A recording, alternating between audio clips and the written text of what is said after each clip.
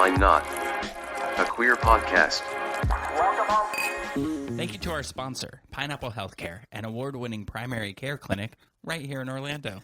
Pineapple Healthcare offers mental health counseling, HIV, STI testing and treatment, and specializes in care for the LGBTQ plus community. Open Monday through Saturday. Call today at 407-553-6336 and schedule your appointment. Pineapple Healthcare. Better together. Hi, everybody. I'm Rick Todd. And I'm Jeremy Williams, and you're listening to Wine, Why Not? A queer podcast. episode 185. Were you in the middle of a yawn? Huh? No, I was... It sounded like you were like, episode 1. When we started, I was... it was like a beat before you went, and I was like, does he know we're recording? And that I was like, and then when you said it, I was caught in mid-breath. I was getting into character. All right. Good characterization. Yeah. Speaking of So characters, Do you remember how exhausted you were the other time when we did a podcast and you were like last delirious? week, or 2 weeks Yeah, ago? Yeah. 2 weeks ago. For whatever reason, that's me today. Mm. I could barely keep my eyes open. Like if I could just do the podcast with my eyes closed, I'd be fine. Although instead of looking at the camera, I'm looking at you guys, and today my camera's above the screen, so it looks like my eyes are closed. Oh, well, that's fine then. Go ahead and just close them. I say, everybody, just close your eyes. Wait, if you're driving, don't. Close your eyes and just relax and enjoy the podcast. That's what I'm going to do. Don't look at our faces. So listen, today we're recording, right? And it's what? What are we at? Tuesday, the 26th? 25th. 25th. 26th, yeah. So our community got some tragic news today. I guess the world did, but you know what? She loved our community, so I just wanted to bring it up that we lost Dolly Parton today. We did. I honestly, we were talking about this before the podcast, about how you're not in the mood. You're just kind of tired and groggy. And I have had the worst stomach cramps and pains today. And I believe it was because my body felt Dolly Parton leave this planet. It's just when I got out of work, because, and we'll get to this when we talk about the week, but with things happening at work, Macy's and Deckers decided that it was a good time to kind of have a powwow with each of the sales reps and go over what part of the Macy's team you are and what part of the Uggs Deckers team you are and what policies you're supposed to follow from each one. I forget where I was going with this. I had a point. I just dropped right out of my head. What were we talking about? Does that have to do with Dolly Parton dying? I think it did. Oh, that's what it was. Yes, thank you. Yeah, that's why we have you. One of the things we had to talk about was the policy of having our cell phones out when we're on the floor, which we had a tendency as sales associates to pull our phones out and see, if anybody got any messages. So I have been trying to be very attentive to not touching my cell phone when I'm on the floor.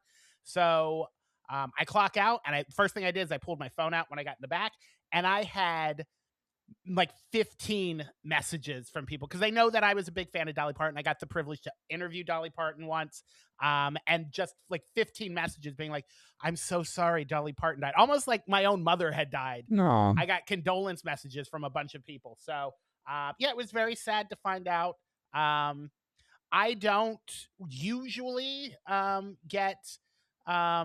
I won't say emotional because I don't really get emotional, but I don't really get melancholy when celebrities die. It's like, oh, I really like when Robin Williams died. I was in a bad way for a day. I was just kind of like, it just felt icky. This feels the same way. Just kind of like, we still have to live in a world where that doughy pedophile still gets to walk around, but Dolly Parton, you've got to take from us. I don't care. I'm going to need you to narrow that down. There's a lot of doughy pedophiles. Pedophile? Yeah. The most powerful doughy pedophile in the country right now. Yeah, it's really sad because she was a really great. She was just a great energy to have in the world. Yeah. I pulled up a list of things that she did for our community. Yeah. That Is were the top I thought of the were worth list was mentioning. talk to Jeremy? It is actually number 1 on Really? the list. Yeah, she said, "Talk to the FOMO homo." No. She That's what she called me. No, I mean, I don't think it's, like, in order of any kind. It's just Yeah. like, thank you, Not thank you, thank you. not right now, Caitlin. Uh, aw, too soon, dude. Yeah, Too soon. read the room token. Um, no, like, so it's like she embraced drag culture is one Mhm. of the headlines of it all, and that's, a reference to the time that she entered, she entered a Dolly Parton lookalike contest, Yeah. it was a drag contest, and she entered it, and she didn't even come close to winning. No. That's what she says. I didn't even come close. So she oftentimes rejected religious judgment of LGBTQ plus people Mhm. and said, love everybody. I didn't know this. In 1991, she had a song come out about family. And she explicitly put a gay character in that storyline and basically said, family has family's back. And no matter what, you don't ostracize somebody that's family, Yeah. which is kind of cool. For 1991, there Yeah, it's wasn't a very lot I of mean, that going around. that's good, for 2026. Yep. She had an employee, I guess, at Dolly, or no, not a guest, wore a shirt that supported marriage equality and went to Dollywood, and somebody made her change it or something like that. She came out and apologized in support of LGBTQ families. She wrote a transgender story, or a song Yeah. in Transamerica and Transamerica got sang it nominated for an at Oscar. got nominated Yeah. for an Oscar, sang it at the Oscars. She didn't win. Um, Do you know what beat her? I don't. I don't remember Was it it either. I'll look it up, but all I remember thinking at the time was that is not a better song than the Dolly Parton song. Oh, But so you weren't asking me like, "Hey, let's play a trivia game." You were asking me like, "Seriously, what beat her?" yeah, no, I'm looking it up right now because Oh, off the okay. top of my head, I used to know this, but since I've gotten older, the mind are not so good. So I'm gonna look it up because I don't remember. I don't know if Caitlin appreciated this, but Ryan put into our editorial chat group that Dolly Parton had passed, and my immediate response was, "Boop beep boop boop." Oh, It's a reaction. It's oh, just how that's it what it goes. was. Dolly Parton had 2 songs nominated for Oscars. The first one was 9 to 5, and it was beaten in 1981 by Fame. Fame's that's a good song. But then the 2006 Oscars, Traveling Through, which is the Dolly Parton song from Transamerica, was beaten by, let me make sure I get this right. It's Hard Out Here for a Pimp from Hustle and Flow. I It's mean, I and don't I know can the see song. Caitlin singing that right now in the Yeah, corner on my thing. She's jamming that right now. I don't know the song, but I Mhm. know that it's true. And you know what? Both songs are true. It is Traveling Through, and it is Hard Out Here for a Pimp. It is. Thank you, Dolly Parton, and let's see, 3-6 Mafia. Yes, 3-6 Mafia. Anyway, Oh. yeah, Oh, I loved her, you just Dolly. made a oh, you know what? You didn't make What this joke. I was reading Two Doors Down as you were saying what the three something mafia, and I was 3-6 like, "What?" Mafia, yeah. I was like, 3 6 it all tied together. It was weird in my brain, it did. So she put a gay love story at the center of Heartstrings, which is her Netflix series. There was an Mm, episode called Two Doors Down, which featured a gay couple, that was facing family rejection. mm, So anyway, we love Dolly Parton. yeah. She's amazing. One of the proudest moments of my life, and I've told this story to everyone I've come in contact since then, is during the interview with Dolly Parton, is I made her laugh. Oh, And really? What did you it's say? well, it was a group interview. It was one of the first times where it was a telephone interview, but it was like 15 journalists on the phone with Dolly Parton, and every journalist got to ask one question. So we were going down, and the question before me was from the Tampa Bay Times, and they said because she was performing that the Saturday of when her concert was happening, and the Friday before, Barbara Streisand was performing at the in Tampa. So it was a question about whether she was planning on seeing Barbara Streisand's concert, if she knew if Barbara Streisand was going to come see her concert, and if they were fans of each other. And he talked about fan overlap, and he asked if there was any fan overlap. She goes, "I'm sure there'll be some Barbra Streisand fans at my concert, and there'll be some of Dolly fans at hers."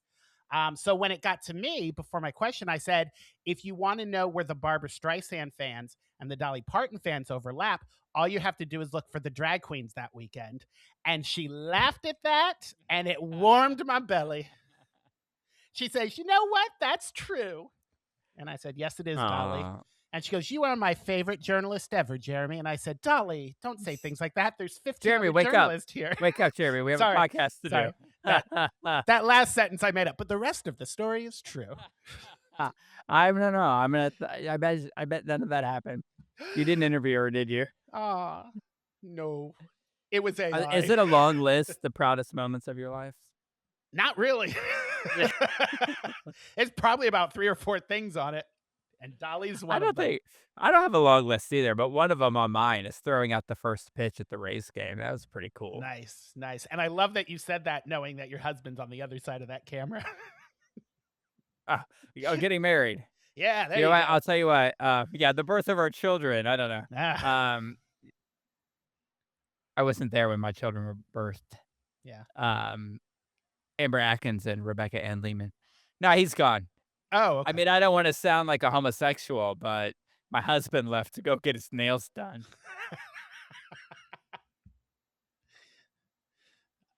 I'm only slightly Never a upset he gayer didn't wait for sentence has me. been spoken.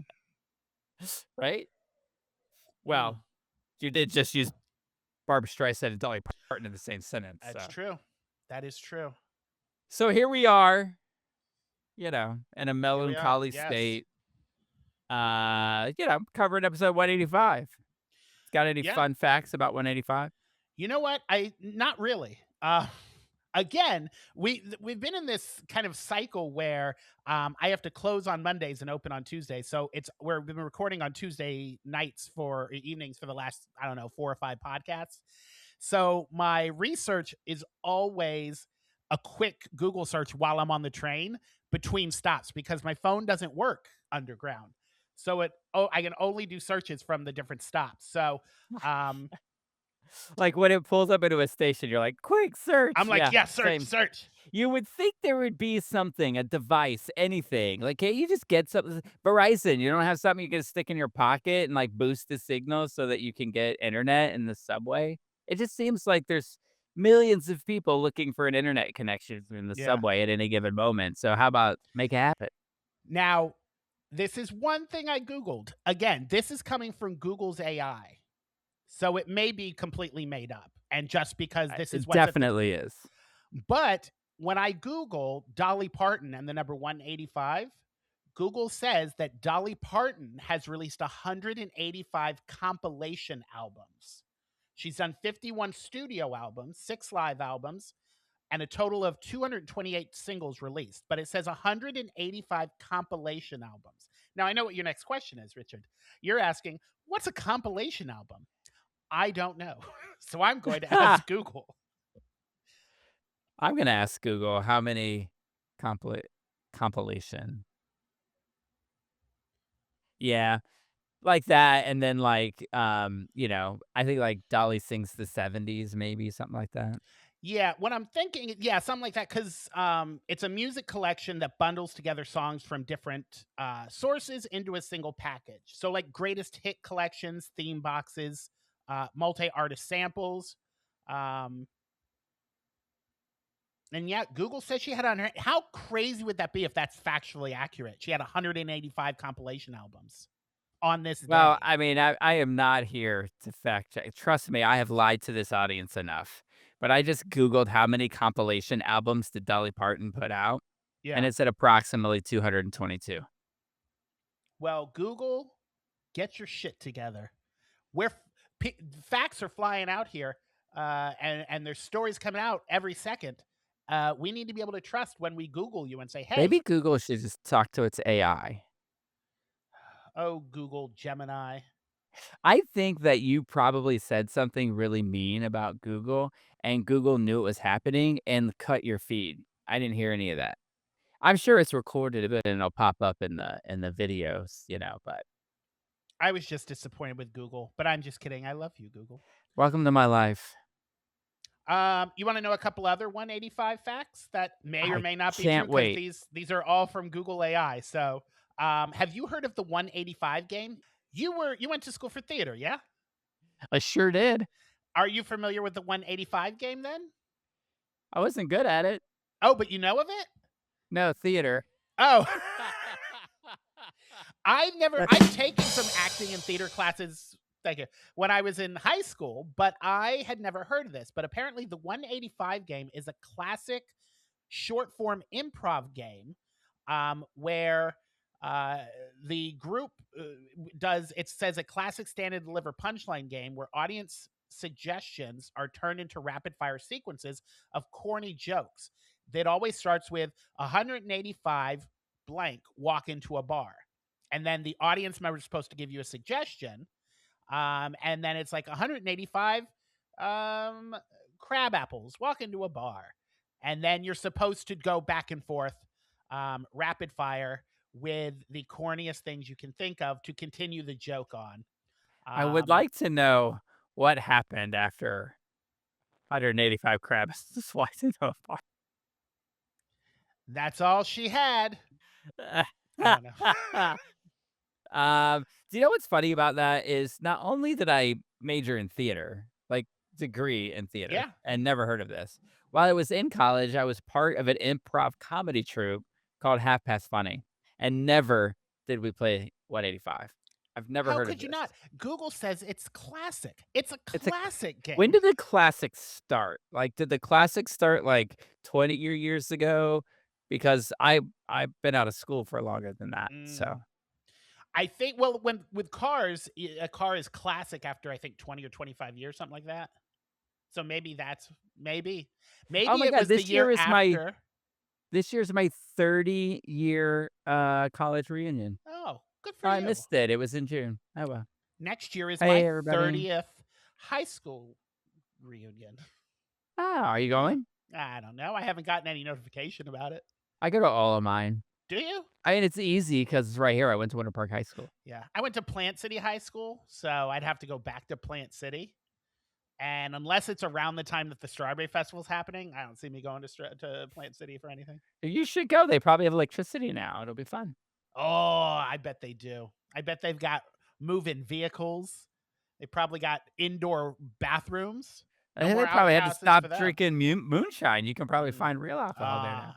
No, I like the moonshine. Do you think we have any listeners from Plant City? Hi, Plant City. Maybe. Now that they have electricity. My older brother went to Plant City High also, so maybe he's listening. Hey, Chucky. Let me know if you're going to the 30th.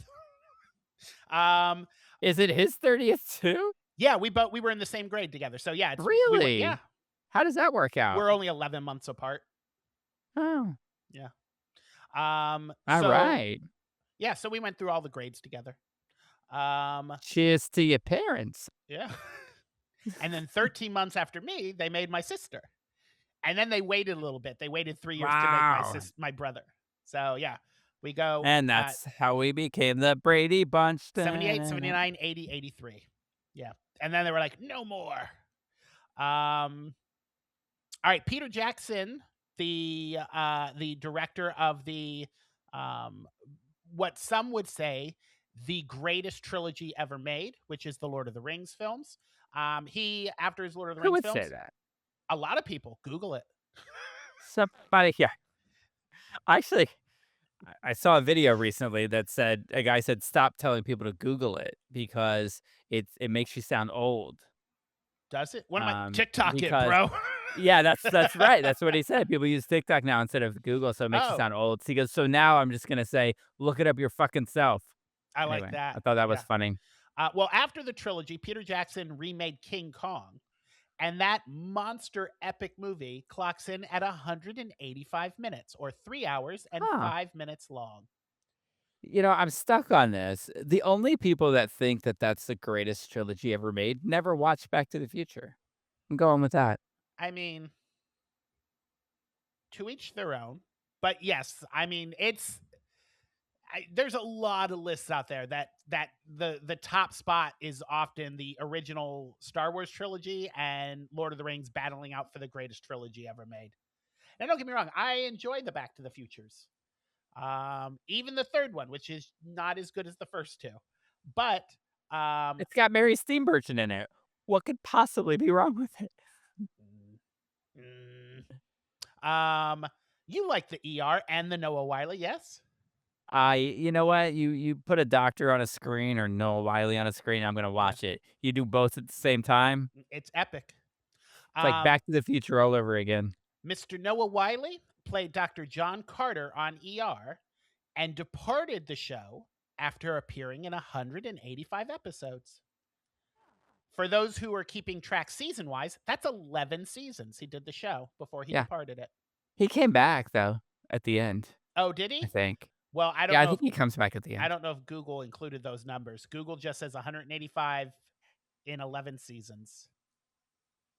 He comes back and has a tragic storyline. It's crazy. It's that is a good show. It's good to go back and binge that one. Did that go? Yes. Yeah, more than 11. Math is hard. I'm gonna guess not the what are we on? Grey's Anatomy's on 83, season 83. Grey's Anatomy's been going around since I think Carter was president. No, not that long. It's crazy. Oh, all right. I like how sometimes we get the delayed. Yeah. It's the delayed drum roll. It wasn't good enough for an immediate drum roll. You can have one, yeah. She had to think about it. We're being told it takes a second, but I think she had to Me think too. about Me it. too. Drum roll. Me too. The aspect ratio. You know how everybody's like, "Oh, you need to see it in IMAX or you need to see it in widescreen." Yes. 185 to 1 is the standard aspect ratio used for comedies, dramas, and independent films in movie theaters. Oh, and there I was thinking it was the odds that my room would be finished this week. Oh, that was the perfect time for a drum roll. That was a delay. Delay. Let's do this. Let's say things for the rest of the podcast that would cue up Caitlin to press a button to make a sound, and then we'll always go, "Ugh, it took so long." She liked that one. That was so much faster. Anyway, okay, what else and you then got? I have Pokemon 185. You're gonna like this one, Rick.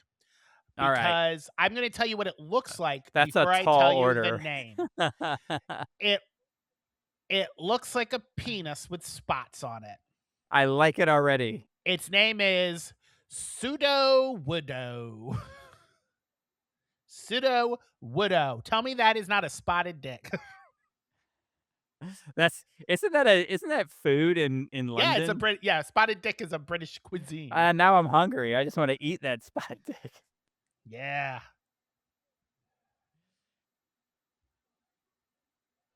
Yes, that is a rock Pokemon that pretends to be a tree. Is what Caitlin said, but only you and I heard, so I repeated it.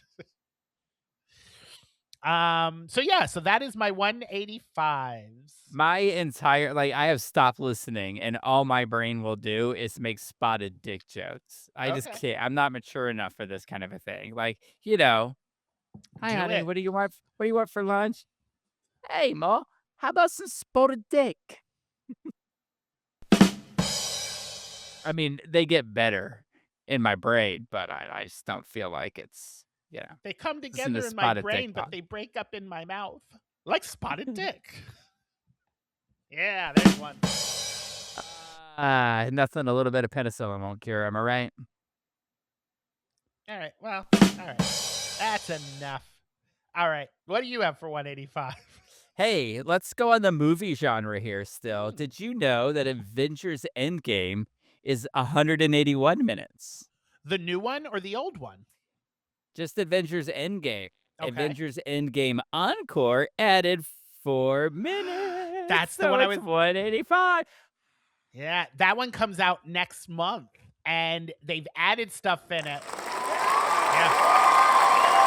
We got some Marvel fans in the house.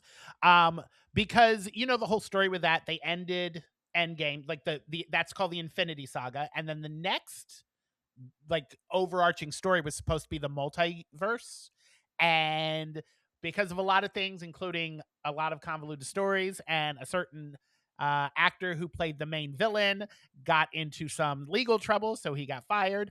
That's why they're doing this whole relaunch with the Doom thing. So they're relaunching Endgame Who was the with villain? Jonathan Majors. What villain was he? Kang?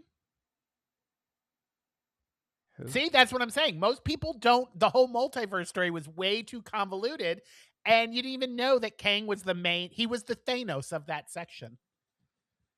What movie was he in?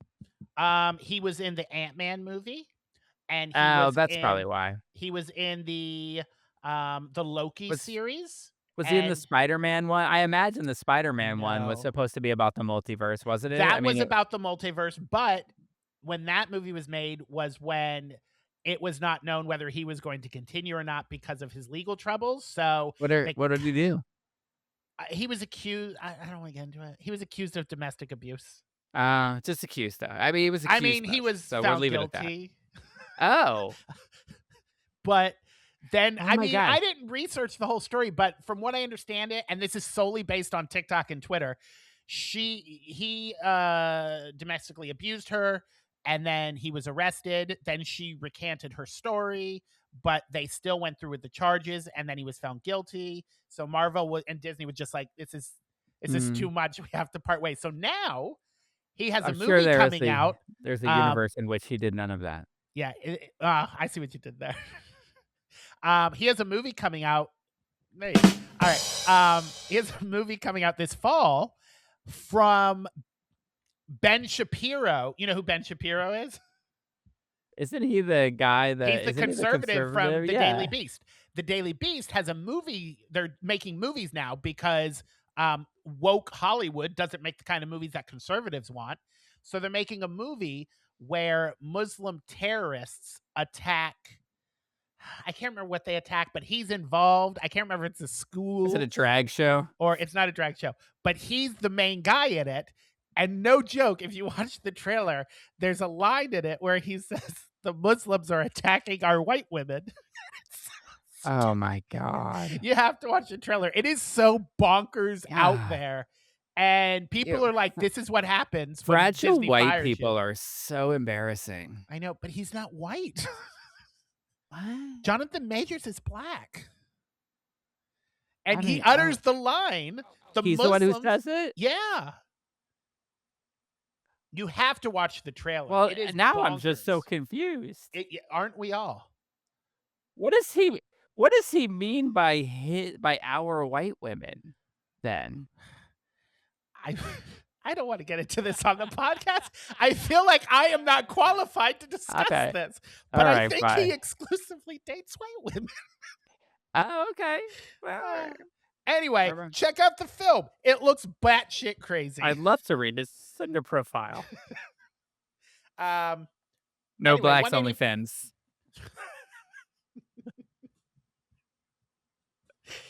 What were we talking about? Let's not pull that for a clip. No. I was going to tell you this because you were talking about this. This Endgame. legal yes. troubles that this guy was having. I came across the video today. It is as cringy as a video can get.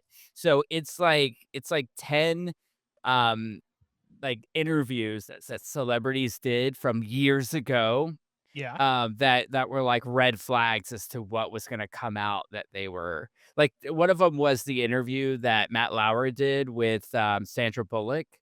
And where, have you seen this? And he's just No. like, I saw you naked. Like, they was there to talk about something. And he's just like, he said, you haven't been here in 2 years. And you know what's different since that? And she's like, what? And he goes, I've seen you naked. And she's like, yeah, I had a nude scene. And he was like, yeah. And then he looks down and she's like, what are you looking down for? And he's like, I'm looking at my notes. And she goes, your notes are over there. And she's like, look up here. It was a crit. And then he was like, Oof. come back, and she's like, not after this interview.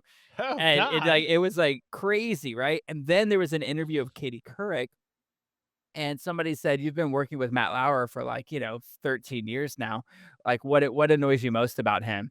And she paused, and she's like, "Well, he pinches my ass a lot." Right? But here's the cringy one. I think it was Larry King was interviewing Bill Cosby, and he was Oof. talking about Spanish fly. You remember that? And he was like, No. "Oh, Spanish fly is like boys will look for this for the rest of their lives." He's like, "You take a Spanish fly and you put just a little pin drop in someone's drink, in a girl's drink, and she's yours." What? Yes. I bet Larry King was laughing along with them. Oh, of course. Larry King, I've seen a lot of clips like on TikTok of Larry King and just some of the most outrageous behavior and questions he asks predominantly female guests. God bless you, but Thank you. also gay guests. Larry King and Barbara Walters, both. Barbara Walters is like on this tangent in the 80s and 90s to drag people out of the closet. Yeah, when, I liked her interview, with, Harvey Firestein Yeah. because of him. Mm-hmm. Yeah, he handled that really well. Yeah. Alright, so, 85 minutes for Endgame. Yep. Here are TV movie series, like, made for TV movies that were, Yeah. like, more than one day, that lasted for 185 minutes. In 1987, Murder Ordained with Kathy Bates. Passion in Paradise from Mhm. 1989, which tells the real-life murder mystery of Sir Harry Oakes. You remember Sir Harry Oakes? I Yeah, me sure either. don't. And Mark Twain's, Roughing It from 2002 starring James Garner. I'm sorry, Mark Twain roughing it? Mark Twain's Roughing It. That sounds like a porn film to I me. don't know if that was Mark Twain is Roughing It or Mark Twain wrote a show called Roughing It, and this guy was in it. I All right. didn't research it. I decided to do something a little different. I like different. I looked up who hosted the 185th episode of Saturday Night Live. Oh, okay. Uh, there were a lot of episodes of Saturday Night Live, so, like, this is pretty old. It was George Carlin, and I Oh, all right. believe Very that it was nice. his last appearance on Saturday Night Live. Um, Because he said dirty and words.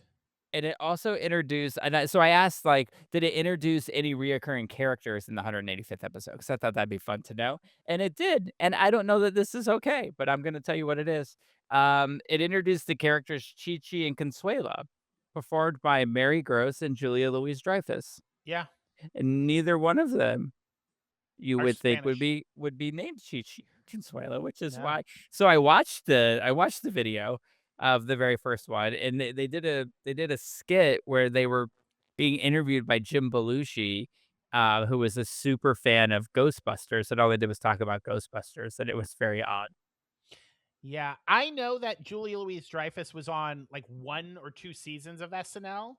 And not her specifically, but that cast, because that's when like the original cast all left and they rehired like a brand new cast, and they had them on for a season or two, and it is considered the worst that SNL has ever been. But it had Julia Louise Dreyfus, it had, I believe, Billy Crystal, it had Robert Downey Jr., Anthony Michael Hall, like these big Yeah, names who weren't big names yet, but were just not ready for prime time, as they say, or yeah, SNL. yeah. Yeah. Did I tell you I hung out with my brother this week? Well, all three of them, I but knew that it was coming. the one in particular that listens to the podcast. So this Yeah. next segment is for him. Awesome. Because he, under his breath, as we were chatting about something, said, "Well, maybe you should talk about that instead of that Friends trivia crap."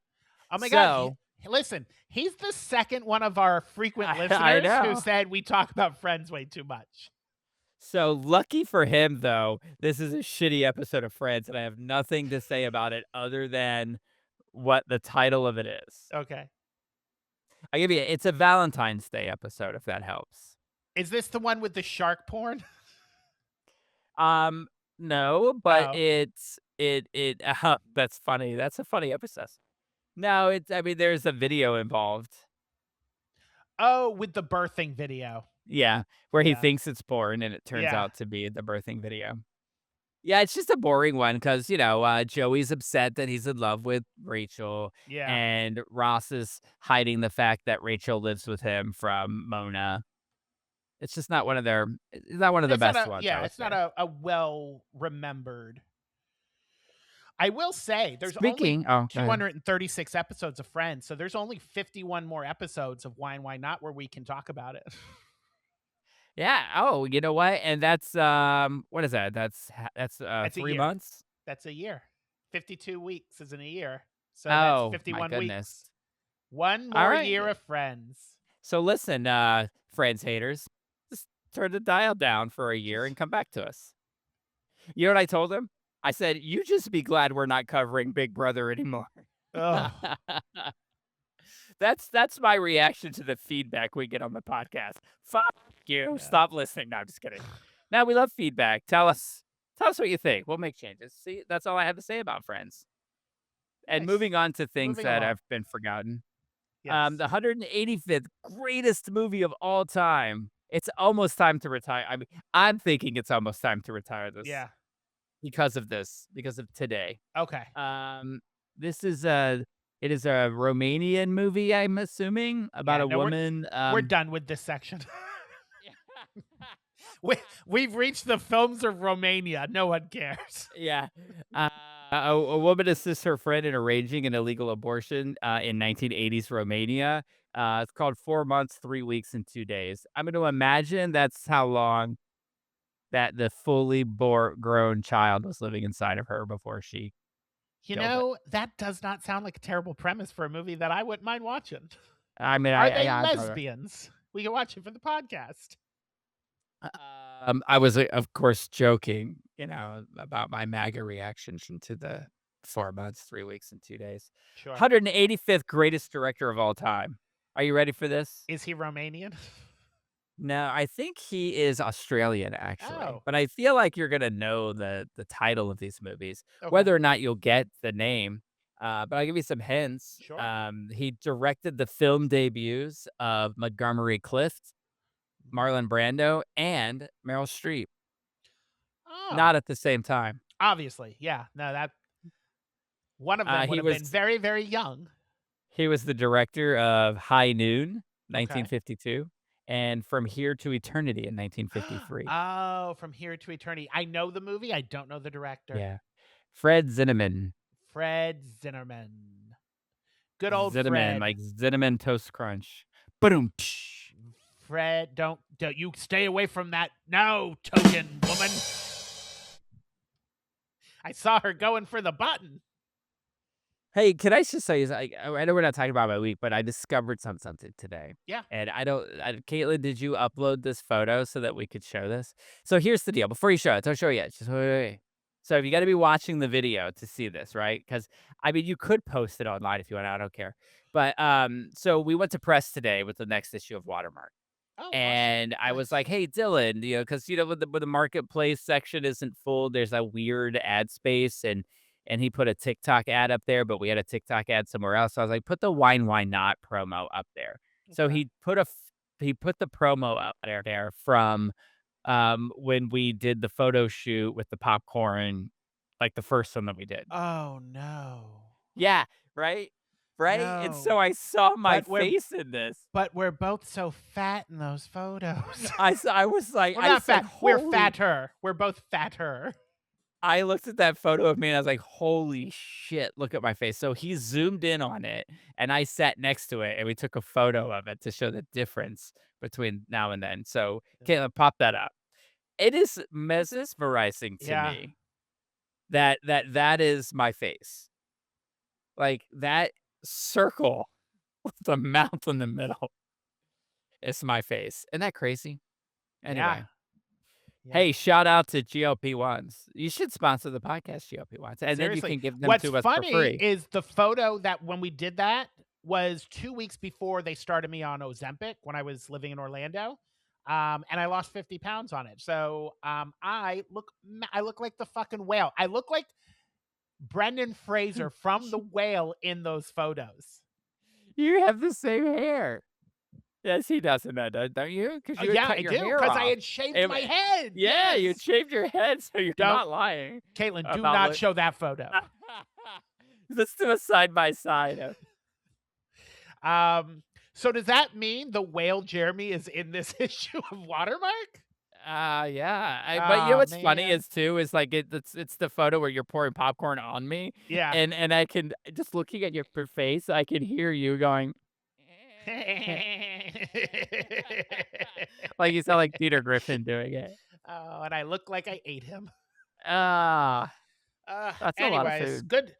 good flashback. Yeah, I don't remember you being that big, but yeah, That's huge, yeah, right?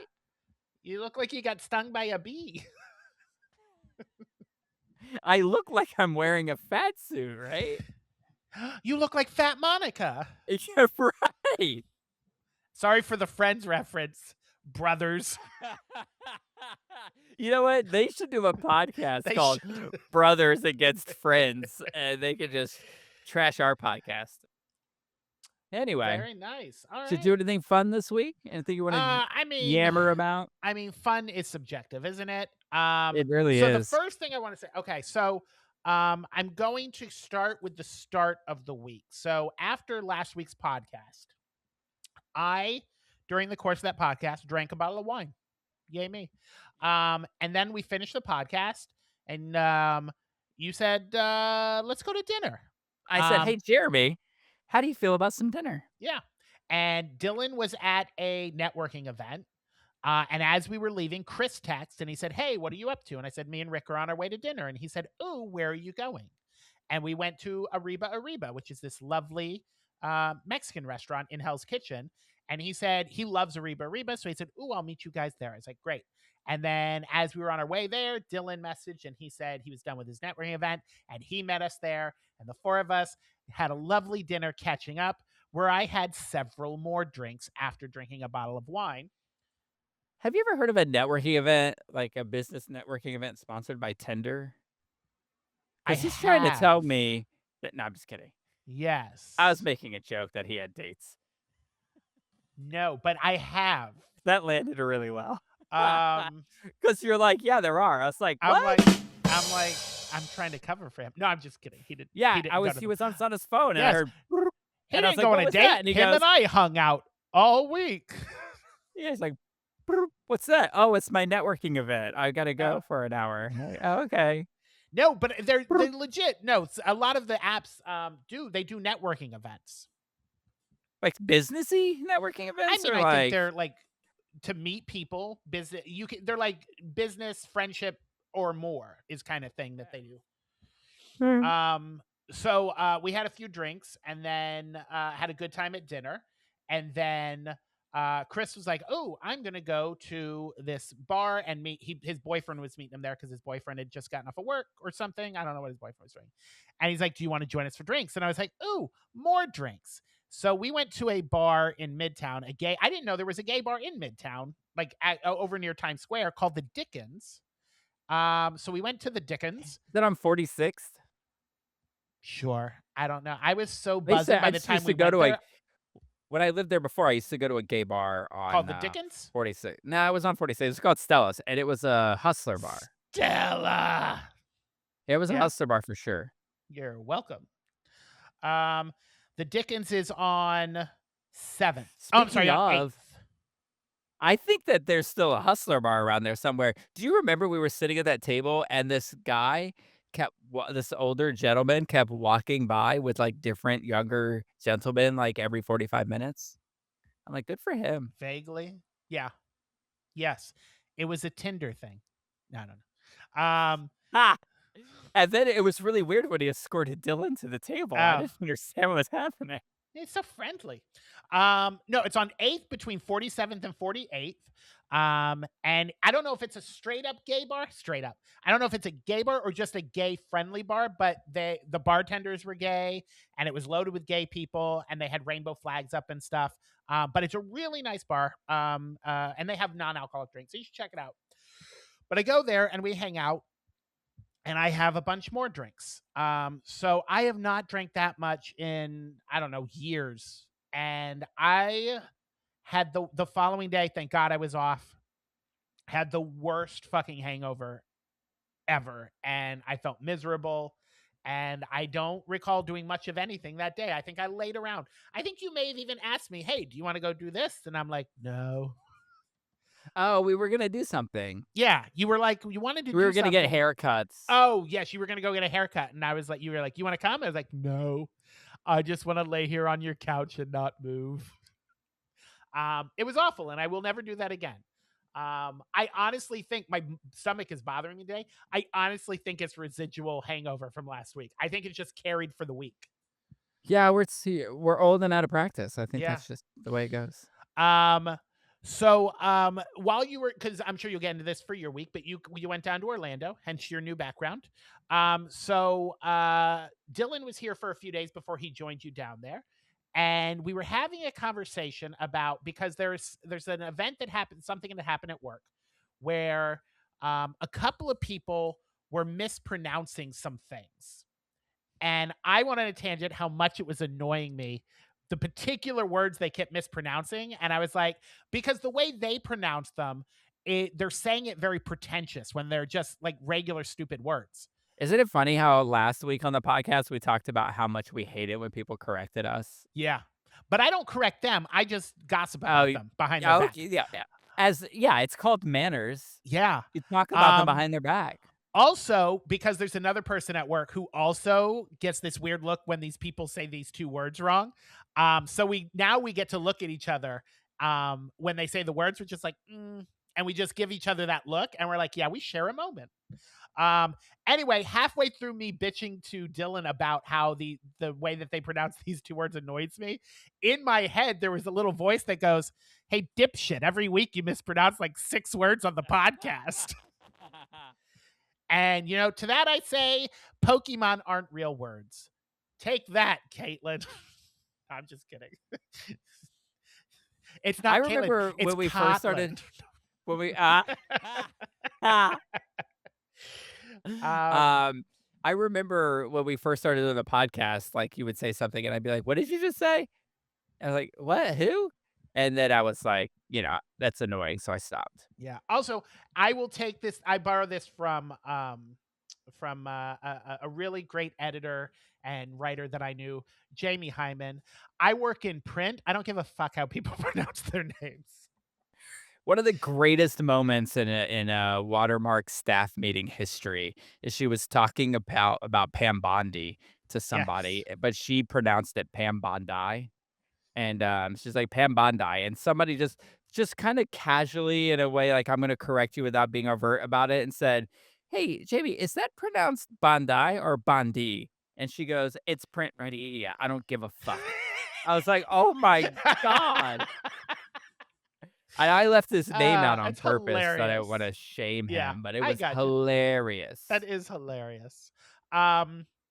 So with you being gone, after me and your husband had this conversation, he went to work, and then he was He's telling like, me, "Oh, gotta go um, to work." gotta go to work. Um, gotta gotta go find you a new daddy. Ah, yeah. Your dad. Sorry, girls. Your daddy leaves too much. I'm gonna go find a new one. So he's working at Bloomingdale's right now, and there's a Bloomingdale's outlet on the Upper West Side. So he was like, I wonder if my employee discount works there. Do you want to meet up there? So after work, we met up at the Bloomingdale's outlet. We walked around. Um, nice stuff. Some of it reasonably priced.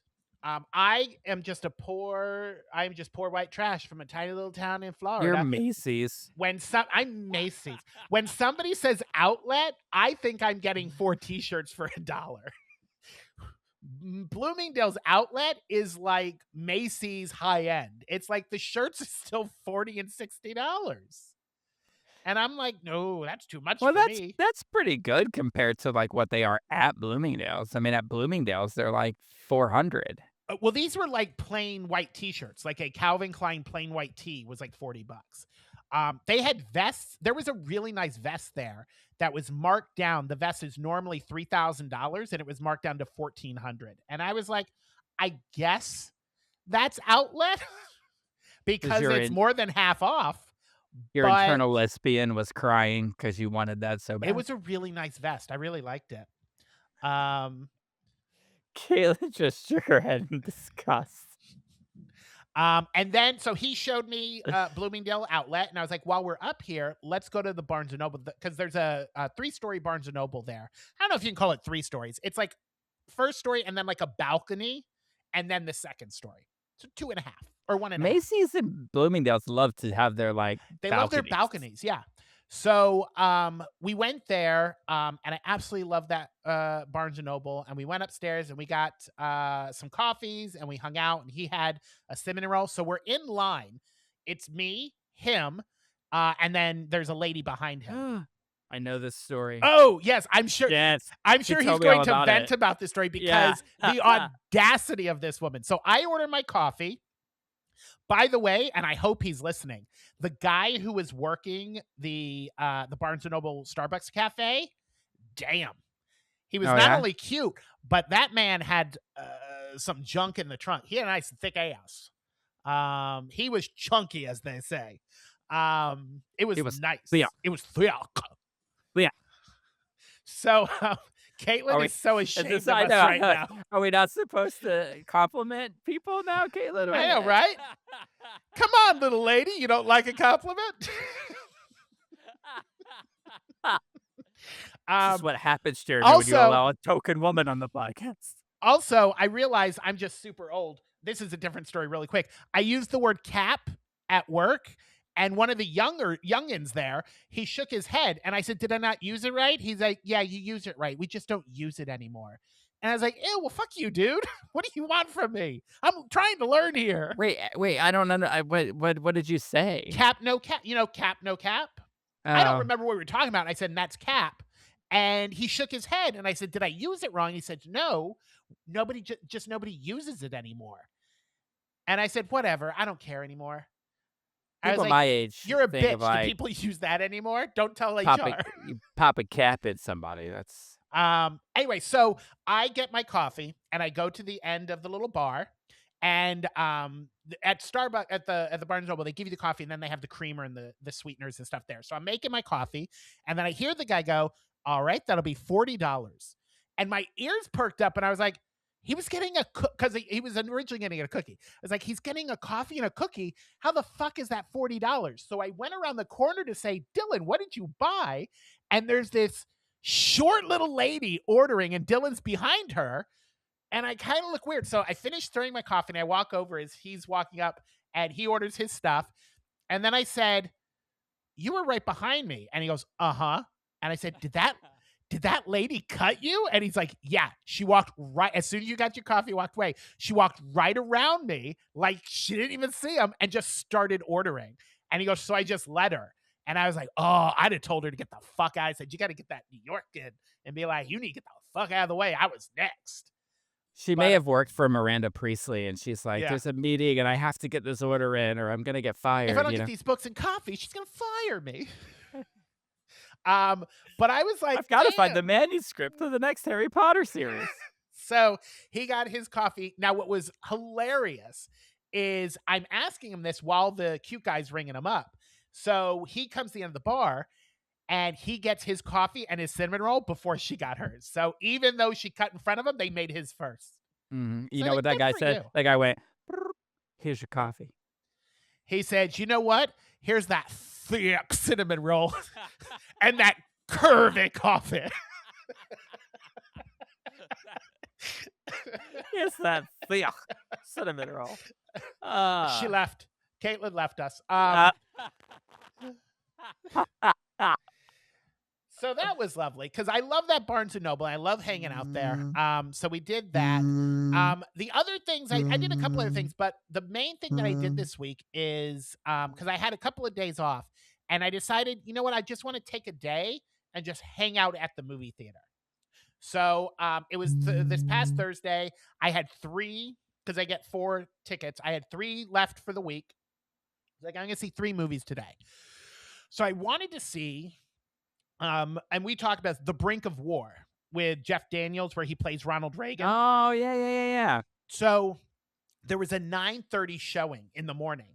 So I was like, you know what? I'm going to get up and I'm going to go. What? Jeremy. What? Have we not learned our lesson? No. Well, I wanted to do a day of movies, so I had to get 3 in. So I had to Okay. start early so that I could get all 3 in.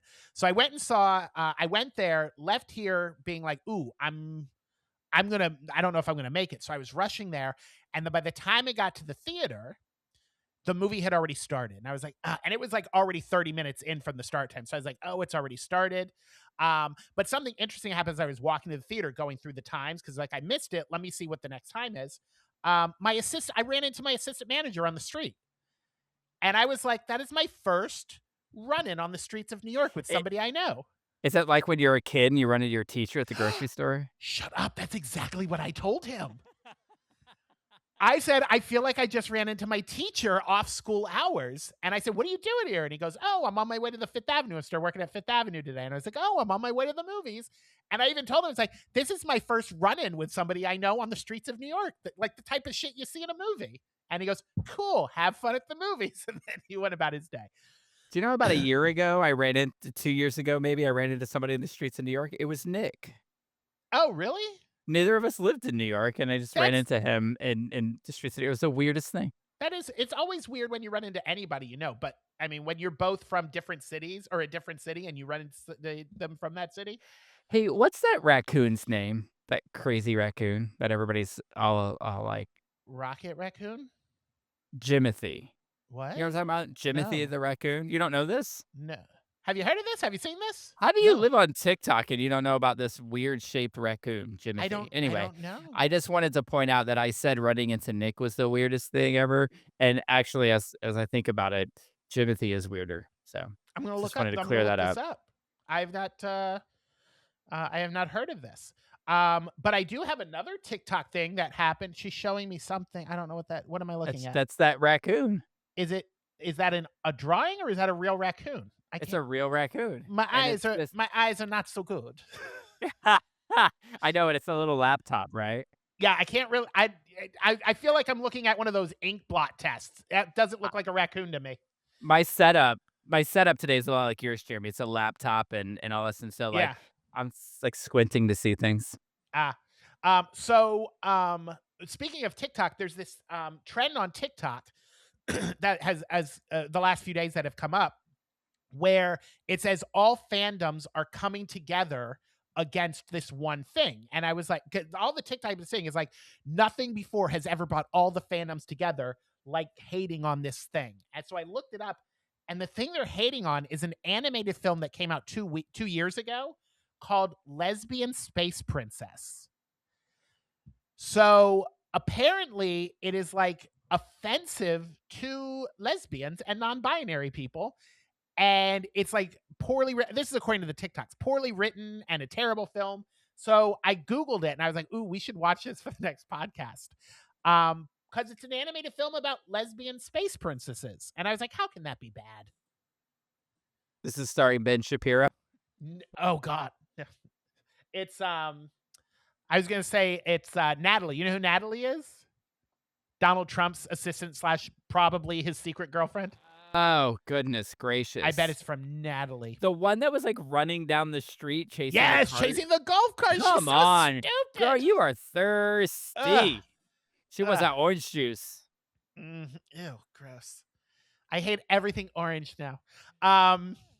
Anyway, so I went and saw. I missed that movie, so the next showing was at 12 o'clock. So I was like, I got a couple hours to kill. The only movie that was starting that I'd be able to see and be able to go see Brink of War was Minions versus Monsters, and I've already seen it, so I went and saw it again. 10 minutes in, fell asleep, slept through the whole thing.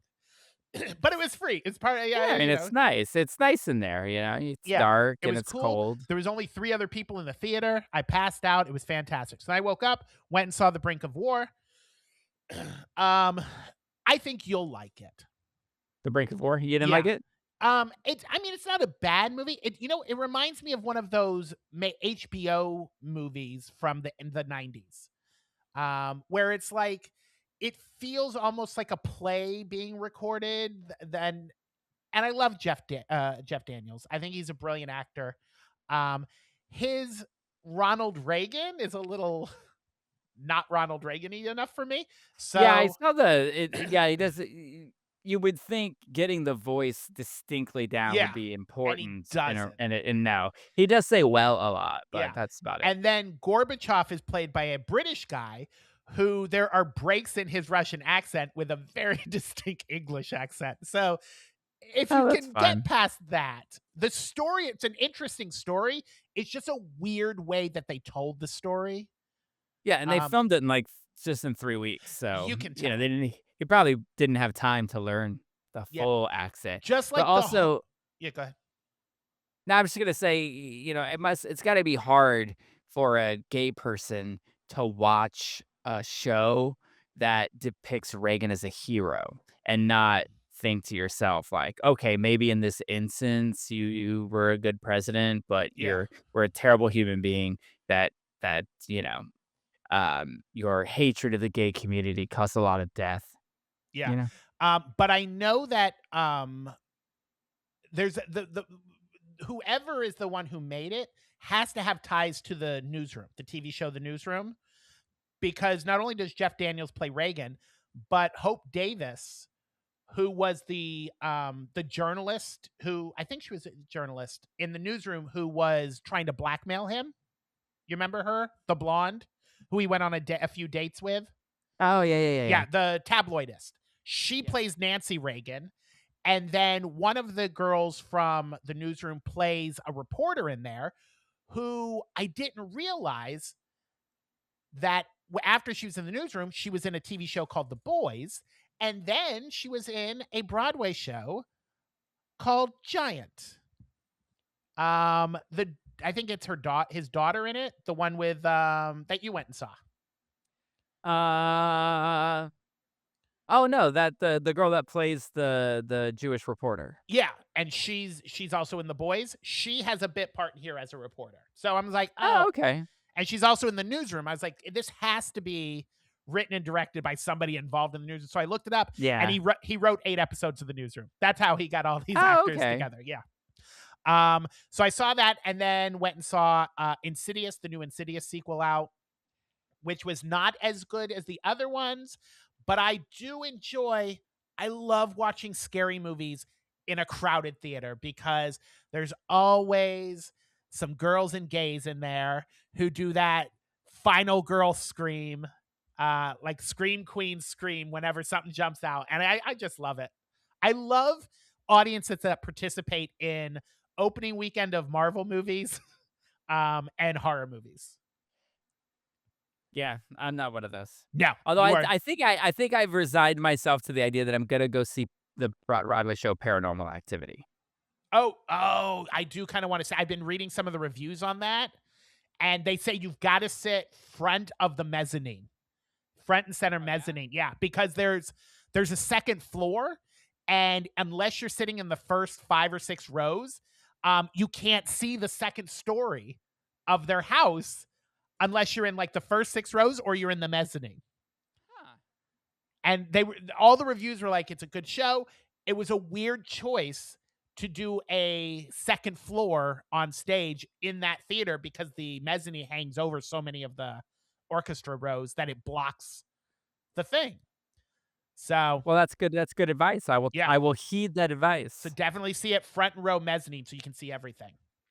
Um, Mhm. the only other thing I will say is, and then we'll get to your week because I know we're already at, about an hour in. Although some of that's going to be cut out. The issues I've been having at work. I try not to use too many names because, to protect the innocent. But there has been an ongoing issue that I've talked to you about the way that they're doing the pay and what it is. So we finally figured out what it is. So where I work, I'm supposed to get paid commissions, and I get a certain percentage on commission of things that we sell at the UGG store. So apparently they've only been paying us on shoes that we sell and not all products. So there's a breakdown whether we're supposed to just get commissions on shoes or if we're supposed to get commission on all UGG products. So they're pooling the lease agreement to find out. Uggs and Deckers is pretty certain that we're supposed to get it on everything. If that's the case, then I should have a nice back paycheck coming of all the apparel that I've sold for the past year. If not, then I'm not going to push jackets as hard as boots this year. Um, But the only thing I really want to talk, because I went back and forth with some representatives there at my business that I work at Macy's, and one of the things that was irking me with this whole thing is the situation was mentioned back in March, and I had been constantly emailing my HR representative, and I got no response back, no reply back. So I sat down with HR this week, and it's a new HR rep who was just put in charge of us, and she's like, "Hey, the person before me had mentioned to me, because I had looked through the notes of, your complaint, and Admission, look out for Jeremy yeah, Williams. He's gonna yell every day. um, and she had said, he's been asking about this commission issue, and the new HR rep asked her, "Well, what did he say when you talked to him?" And she said, "I haven't talked to him yet, because every time I called down there, he wasn't working." So I'm like, "You're HR. You don't have access to our freaking schedules? Are you intentionally looking at the schedule and only calling down when you know I'm Now that off?" she did have access to your schedule, they just Yeah. called when they knew you weren't there. So I was like, "That is such a bullshit answer." I was so irritated, but I was like, "You know what? Fresh start. You're new. You're not a part of any of this. You're talking to me now, so that's fine." She's gone. I don't know where she went. Don't bring her back. You're fine. So they're working the She issue. went to the Bahamas with your commission Yeah, money. she did. Now they're working it out. I've been there not even a year. So, since last October. So what's that? 10 months? About 10 months. Um, there are people who have been there for 7, 8, 9 years. Now, Oh, first thing, how have you not brought this up since in all these years? Secondly, if they find out that we've been getting screwed on our contract, I want to be paid on their whoever has been there the longest, just to teach Macy's a lesson. We should all be paid what she gets. 'Cause she's gonna get a that nice that check. tracks. Yeah. I'm like, That just tracks. to teach them a lesson. Anyway, so that's being worked out. Um, Also, the apartment stuff's being worked out. Just everything. I talked to my caseworker person. She's like, "Yeah, everything's working along. I'll let you know once they send the lease over. They're doing an inspection on your apartment. If we find anything that's not up to par, we're going to have them go in and fix it." So she goes, "The city has very strict guidelines on what the apartments need to have and what they need to look like. So fingers crossed that Mamdami demands they put a dishwasher in, because I would love him for that. I don't know if he will or Uh, not, but I hope he will." is it still on track for the first, or is it gonna I hope get she pushed? said that they're pushing for the first. That if they don't get everything worked out by then, and they don't get the painting and the glazing of the tub, because they're reglazing the tub. That sounded really weird. If they don't get the glazing done, um, they're reglazing the tub because it's an old tub. She said the latest will be the 15th, but it'll be sometime between the first and the 15th. But they're pushing for the first. So fingers crossed. I get a dishwasher and I can move in next week. But we'll see. But things are chugging along. They're chugging along. Very nice. How's your week been? I wouldn't cross my fingers about that. I mean, I wouldn't hold my breath about that dishwasher, but I know, I I'll know. cross the fingers for you. Mom Dami has made miracles happen. I don't see why he couldn't bring me a dishwasher. To give you a little house update here, it's been a roller coaster, Yeah, really. Like, things happen, and then I'm like, "Oh, that's really nice of them," and then other things happen, and I'm, like, irate and dragging people into my I go to these 12-step meetings, and they're like, "Everything's fine, you don't get upset about things and whatever," and I'm like, "Yeah, that's not me." I get irate at it, I drag people into my shit, I make them angry too, and and and then, like, once it's all out, we're all like, "Okay, it's fine." No, but yeah, it's silly. Um so this I found this crazy for some reason. So I came down here, and then Dylan's down here now. And the whole yeah, reason we're both down here at the same time is because we're gonna set the house in order, right? Like things are at a point where it's all pretty much done. There's a couple little things to do, but we have access to the room, so we're gonna situate the rooms. And and this is all aware. So I came down. I was gonna paint the rooms, and then Dylan's coming down to move the furniture and stuff. So I yeah, get down here and I'm walking around and I'm noticing that like the baseboards aren't caulked and you can still see the brad nails in the trim and the baseboards around, and I was like, so I asked the guy who was here, I was like, you gonna fill those in and caulk the baseboards? He's like, yeah, yeah, yeah. I'm like, okay. So do you know when? Because I need to paint. And he's like, oh, just message the contractor and he'll let you know. So I messaged the contractor And I was like, "Hey, when is this gonna happen?" Do you know what he said? This surprised me. Maybe I haven't had renovations done before, so who knows? Maybe this is normal. But he said, "That's a painter's job. If you want us to do that, you have to pay more." And I was like, "What?" What? So I found that very odd. And then, So whenever what else? somebody has any kind of renovations done, they've got to hire separate people to do parts of that renovation? No, I could have hired him to hire the painters, but the asking price was a lot. Oh, Right? So they wanted $2,500 plus materials to paint the room and the bathroom.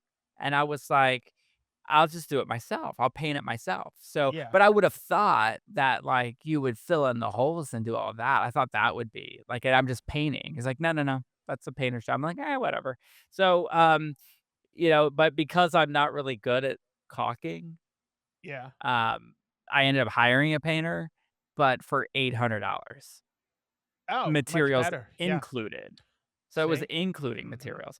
And so they came out and did it, and it was all fine, right? But then we were, but then something would happen, like he would say, "Oh, I came by and I didn't like the way this wall looked, so we're gonna redo it." And he's Yeah. like, "I know that you've already had it painted, so I'll pay for the paint. I'll have my guys retouch it up. It'll all be fine." And I was like, "Oh, that's really nice." And then they installed the pocket door, and I when it was installed, it didn't even occur to me that, like, the handle, I don't the pocket door handles are weird, but it doesn't come with the door. And so The it's for handle a doesn't? bathroom. Right, right, and it's like it's for a bathroom, but, the handles don't come with doors anyway, right? But for some reason, I thought a pocket door might, because you have to have something that you pull and Wait a minute. I don't think I've ever bought a door in my life. When you buy a door, it doesn't come with a doorknob? no, you gotta buy a doorknob separately. But That but the pocket door came with all of this hardware, like rails and wheels and all this stuff, so I just assumed it would come with the door handle and the lock because it's for a bathroom, and it didn't. So when it was all up, Jen's like, "What about that?" And I was like, "Oh." So I went out this morning and I bought the door handle, and I messaged him and I said, "Hey, I put the door handle by the door, if the guys are out there today, they could put that on, it'd be great." And he said, "Well, I'll have to send somebody out, and it'll be extra." to put the And I was thinking. doorknob on the door that you already bought and had him install?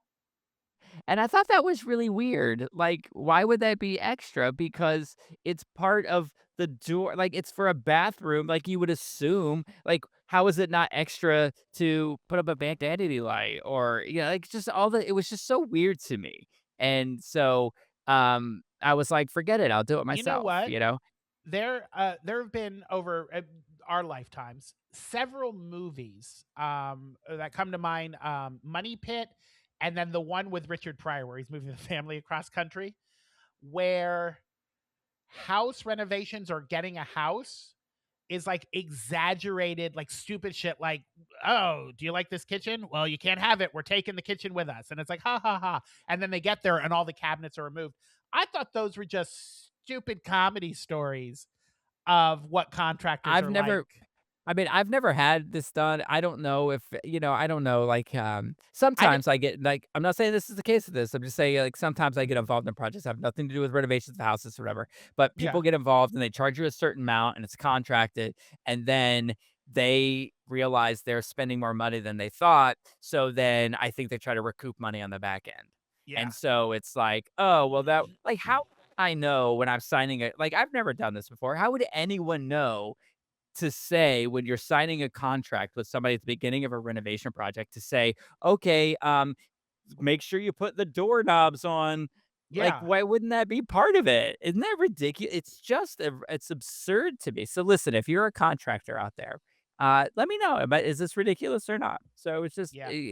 That's why I anyway. forever will be a renter. It's happening, it's almost done. I think that, unfortunately, like, they know we're moving in tomorrow. I said Wednesday and Thursday, we're moving furniture in there, and all of their stuff is still scattered around, and the split unit's not hooked up, so we'll be moving a bedroom into a thing that has no air conditioning, but that's okay. We're just gonna do it because 'cause we're here to do that, and that's what's gonna happen. But, for the most part, it looks fine, and we're happy with it, yeah. as happy as one can be. It's just been a Yeah. really obnoxious process. It takes all the fun out of having it done away. I will say the shower is amazing. It looks great. I love it. So then I guess really the only thing I'll talk about is that I spent the weekend with my family. We had a little bit of a Yeah. reunion and it was a lot of fun. But I got to tell you something. I should not mention this because it's gonna get me in trouble, but it is just hilarious. So we played Cliplash, right? You know this game because you've played Yeah. it with us. We love it. It's we get together, we do it. We're like the meanest people in the world when this game pops out. Like we are just no holds barred. We make fun of each other. Now we had to bring our Apple TV, and this is ridiculous. We forgot the remote, and it is Oh, not easy. You cannot you have to have a physical remote to use an Apple TV yeah. when you take it from one Wi-Fi network to another because you've got to set you have. So we had to go and buy a remote at Walmart near there because this house that we were all meeting at was like an hour away from us. So we just had to go buy a new one. But we got it all set up and we're playing this game. And I just gotta tell you, this is so mean. Like, we just make fun of people in there, as it goes on. Like, one of the question was like, what is the devil afraid of? And I put Ma's nipples and everybody laughed and we had a good time. She was like, yeah, mean, nasty person. And we all laughed. It was great. And then, but this one, let me tell you, I, I have never like laughed so hard at this game, tears coming out of my eyes. So the question was, like, what is it, what's a new name for adult diapers? And my brother put the mother load, and I thought that was so funny because my mom's in there watching this game, and it, like, suggests it just was a very suggestive answer, and it cracked me up, and I was like, "You're so mean," and I was like, "This is why you'll never be mom's favorite," and we laughed and laughed and laughed. I mean, I'm not either, I came up with Moss Yeah. nipples, so the mother Y'all load are on y'all are it was, very like, mean to your mom. the next day, I'm just, like, randomly doing something, and I start cracking up, and I text my brother, and I'm like, "The mother." What a great name for adult diapers. That is a I good love name. it. You should market it. I like I it. should. You I should. got I like look, it. we got the FOMO homo and we got the mother load.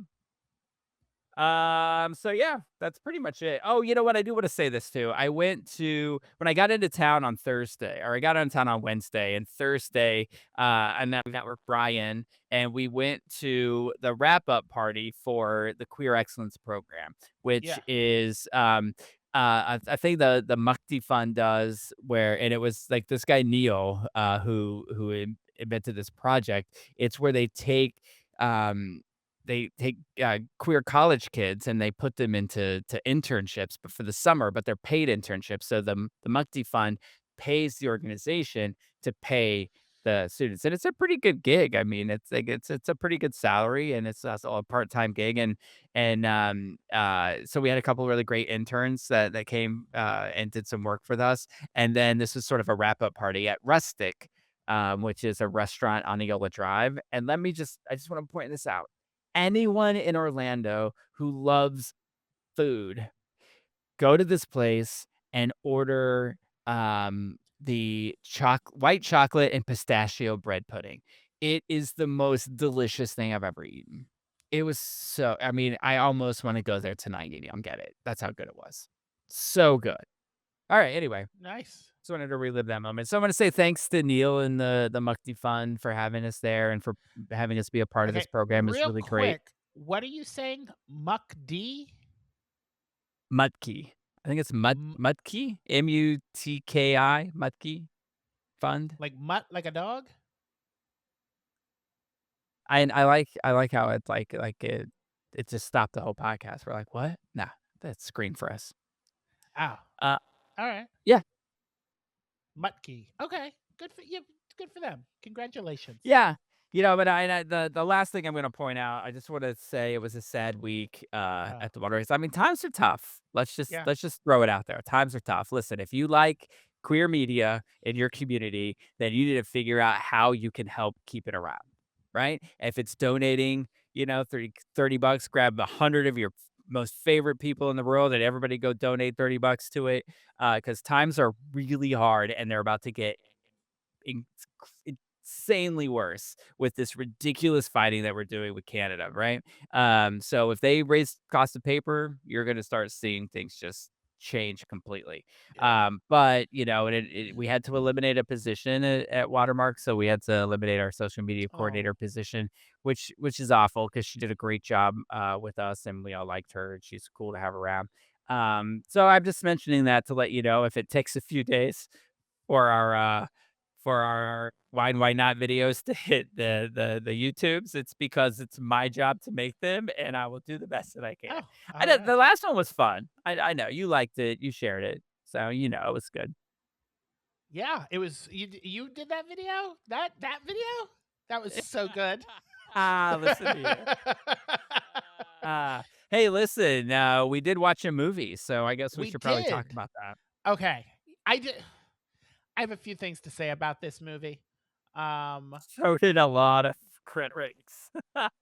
oh, did they? Oh, do you wanna start with, Well, Rotten let's start. Tomatoes? Okay, I will tell you that there were only 7 critic reviews, but there Oh, were 50 plus audience reviews. So there's only an audience score. okay. So what do you think the audience score was? Okay, I before I did some research on this and found out that this is based on a Japanese manga, I would have Yes, said, "Oh, this is probably like a 50 or a 51." But the fans of manga, knowing how much they love it, Caitlin's got has this look on her face, so I don't know if I'm saying that incorrectly. No, it's okay. Because I know that she's a I would fan. have been like manga. Manga. I'm gonna say that if there's about 50 reviews, it's probably all fans. So I'm gonna say this is sitting at a 99. It's a 90. Yeah, that sounds about right. Yeah, Yeah. but Um, is it ridiculous to me to assume that these are not people from Japan that are writing it because the reviews are in English? no, I mean, Are they if it's on Rotten translated? Tomatoes, No, they some of would, yeah, they translate them. If you go to the but there's individual ones, plenty it'll of them that. say, Oh, okay, okay. Because it'll there's say if plenty of it's them that have been translated. in Spanish that I haven't really understood, but, Yeah. um, this is one of the reviews from a critic. Um, Despite all the incredibly serious looking faces throughout this film, it's hard to take it, well, seriously. Yeah. Um, this is a problem I have with a lot of foreign language films that are dubbed. There is not a lot of thought put in, and no offense to any of the voice actors who do these, but they don't put a lot of thought into matching voices and personalities to the actors. So there a couple of times I switched over to the actual Japanese and watched it with subtitles in Japanese, and the passion comes across a lot better than the voiceover actors. The voiceovers on this are atrocious. No disrespect. However, my first note on this, about 10 minutes into it, I wrote, "This is just heated rivalry with dance in the Japanese." And that's what the Dude, whole movie is. comment every I mean, yeah, it's all over the place that it's heated rivalry in Japanese. Yeah. Yeah. So the premise of it is there is this dance competition called 10 Dance, where there are 5 ballroom dances and 5 Latin dances, and you dance them 4 times, first round, second round, semi, and finals, for a total of 40 dances in one day. Now, I know that because in writing down some of my favorite quotes in this movie, it's the mathematical equation when they're like supposed to be having this heated conversation, and he's like, it's 40 dances total, 10 dances, 5 ballroom, 5 Latin, 4 times, first round, second round, semi, finals. That's 40 dances in one day. How are we going to do it? And I was like, are you fucking kidding me with this shit? Who wrote this? It was Yeah. horrible. And the Well, voices just I with my it were note just, when I heard yeah. that was like, "That sounds impossible." It was. Um, the other line, which I thought was hilarious. So the main actors, who are the heated rivalry, if you will, in this, is Shinya Suzuki, who is the Latin dance champion, and Shinya Sugiki. So they have the same first name. What the hell just happened? There's you can't see this, audience, but there's two Two Caitlins Caitlins. on my screen right now. It's so weird. For me, you froze for like 5 seconds, which Yeah. I The assume first you one were went away. making that you were making a comment about how their names are exactly the same except for 2 letters. But it cut away, and then all of a sudden I came back and there were 2 Caitlins, and I was like, "What?" So there's in the beginning when they're talking about the names, there's these 2 reporters, they're talking, and one reporter looks at the other one and says, Shinji Suzuki, Shinji Sugiki. There's only 2 letters different in their names, but ballroom and Latin dance are totally different. The fuck does that mean? Fucking great. It was great. And you know what? Those two people, did you not get the vibe that they are like extras in Wicked? Like the Oh, whole I could see show, that. they Yeah. look like extras in Wicked. They were I kind of my was favorite. It's like this. It's like, hey, we need to let the audience know something, and we don't have a really good way to get the exposition out there. So let's just yeah. have these people talk. It's just the weirdest dialogue. The only line I put down was a word I misheard. So these 2, they want to join 10 dance, but one is a Latin dance champion and one is a ballroom dance champion, but they're terrible at the other dances. So they're going to teach each other how to dance their style so they can do 10 dance. So when Sugiki is dancing with Suzuki and they're waiting for their female dance partners to come out. And he's like, I want to check your hold while we're waiting. Hold. But that is not what the voice actor enunciated. So I thought he said, why don't we check your hold while we're waiting? I was like, yeah, here we go. Here we get to the good stuff. A spoiler alert, if you haven't watched this, you don't get to the good stuff. I ain't gonna lie. When Jeremy watches something like this, Jeremy looks forward to the sex. Jeremy likes the sex in these kind of things. The sex is teased, but it never comes. It teases and never comes. Ah, And it no, it really, doesn't. it It never really made comes. me sad. It never comes. Almost there's one hotel room scene where I'm like, ooh, here it comes. And he's like, no, we can't do this. And I was like, no, you need to do this. It's the whole reason we're watching. No, it was in his contract. No gay sex. I will say though, Shinya Suzuki, kind of hot. I was totally vibing with Suzuki.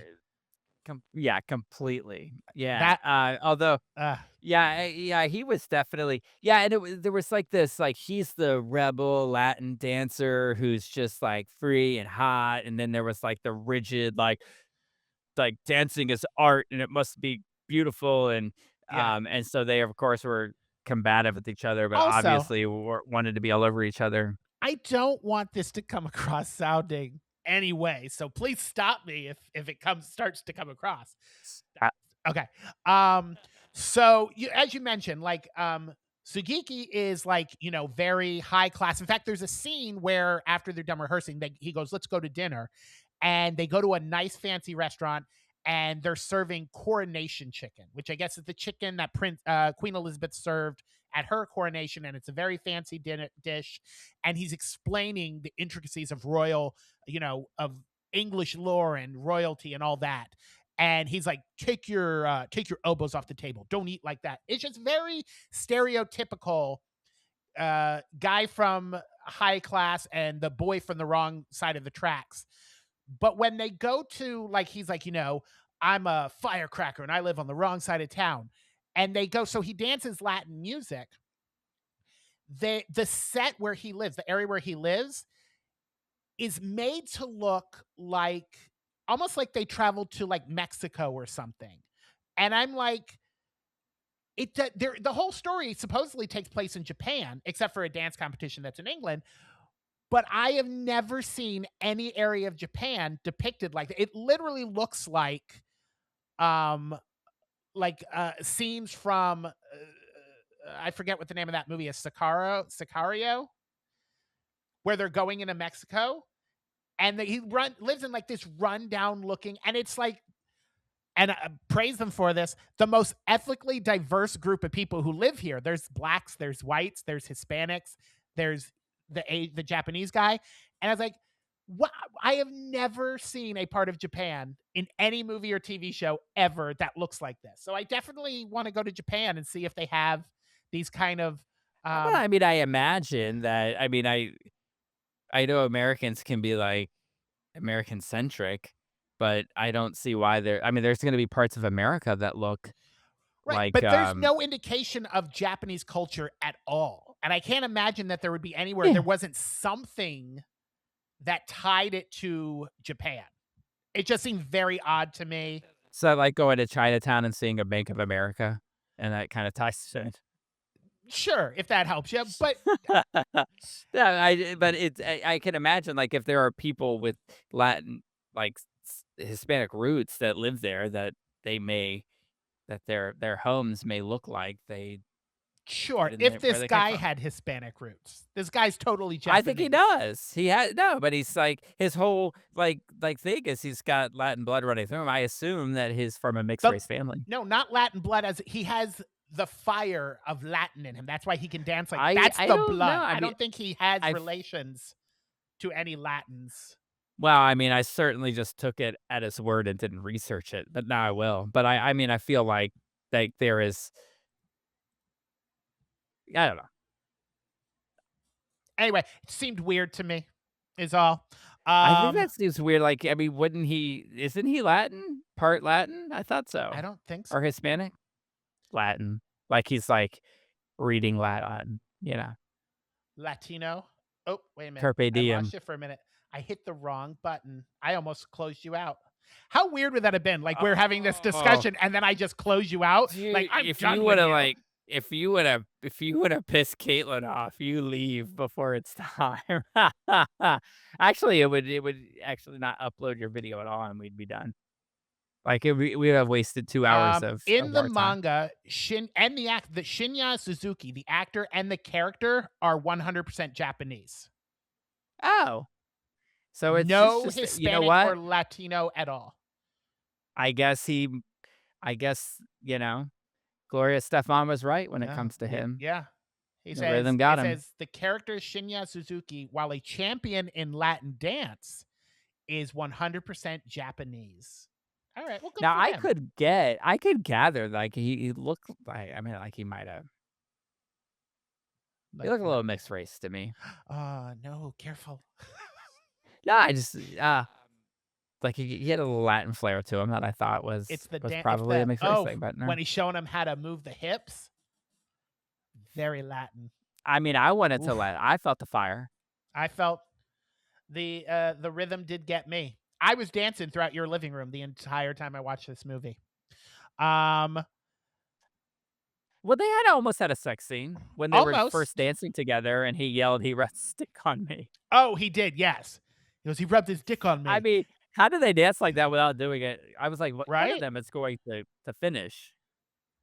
Yeah, Do you know what made me laugh? Oh yeah, go ahead. When he was first teaching him to do the Latin dance, and he kept over and over. He was like 2 and 3 and 4, 2 and 3 and 4, and and then he started dancing with it. Then he pressed his body up against him. He's like 2 and 3 and 4. I started beating my fists on the table and yelling, 7, 7. That's for the brothers. That was a Friends reference. I hope they enjoy it, even though we're way past that episode. Your brother, he used to watch Friends, though, right? The one that thinks we talk about it too much? No, I don't think so. Oh, okay. Well, my brother didn't watch it either. He wouldn't know a Friends reference if it, Yeah. smelly catted him in the face. I mean, me and my sister watched it, and I'm sure he's seen a few episodes. So, I mean, he might have caught some of the references from when we talked about it. But no, I don't think he was a regular Friends watcher. So I kept making notes here through the movie when I thought the sex scene was going to happen. So they go back. When they go on the Christmas train, I was like, here we go. That's where the first kiss happened.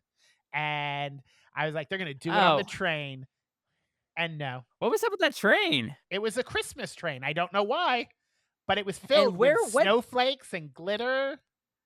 And what stop did they get on at that no one else got on it, but one stop Right? later, everyone got Everybody. on it. You know Mhm. what it is? That's the stop before 96th Street on the Yeah. one train. Mhm. It's like, nobody's on it, and then all of a sudden you get to 96, and all the people from the express train come on over. Yeah. Yeah. Everyone who listens to this podcast who know us from Orlando right now, they're like, "Oh, there's a New York reference. They're so New York."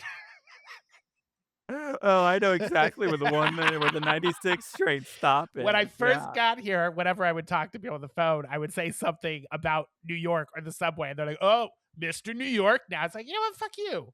I know some Yeah. stuff now. Sorry. We get it. You live in New York. You're so special. Um, I just kept writing my notes. It's like they didn't have sex on the train. Maybe the next time they meet up. Wait, no, they Mm. didn't have sex. Oh, wait, they're in the room. They're on the bed. Shirt came off there. Nope, not gonna have sex. Maybe next time. Doesn't it make sense, though?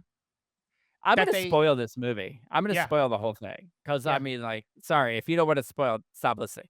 But like, it makes sense that they never had sex because what's the name of the movie? 10 10 dance. Dance. What are they all trying to do? 10 Win the 10 dance. Dance. Who wins the 10 Dance? Nobody knows. You know why? Because they stopped the movie right before the fucking 10 Okay, Dance. my last note on this Exactly, Caitlin. is What are they the thinking? last line is because they go to a competition where, by the way, Suzuki loses, but Sugiki, who won the ballroom Well, they both competition lose. later on, didn't he win? Because he came in, they were No, like I don't think. the champion from last year. Oh, he won the UK thing or Yeah, something. He won so they a brought thing, the but UK competition. He won the UK yeah. competition, so they brought him to the competition that Suzuki was at. And they were like, he's going to give us a little dance of his own. And he's supposed to bring his lady partner out. But instead, he goes to Suzuki and he goes, "Will you dance with me?" And the little gay boys get on there and dance for everybody.